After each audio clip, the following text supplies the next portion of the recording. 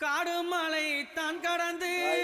இப்போ நாங்கள் திருச்செங்கோட்டு மலையிலிருந்து அம்மானி கைலாயம் தான் நடந்து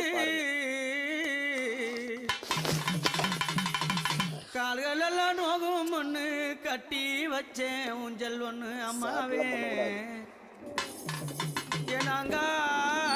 பாருங்க ஃப்ரெண்ட்ஸ் எவ்வளோ பெரிய பள்ளமா இருக்குன்னு பாருங்க ஃப்ரெண்ட்ஸ் பாருங்க எவ்வளோ பெரிய பள்ளமா இருக்குது தெரியுங்களா நல்லா ரைட் சைடு ஏறி போகலாம் ஆனால் ஏறி போனால் ஆபத்து அதனால நல்லா தெரியுதுங்களா நல்லா வெயிலாக இருக்குனால பனி மூட்டமாக இருக்குனால தெரியாதுன்னு நினைக்கிறேன்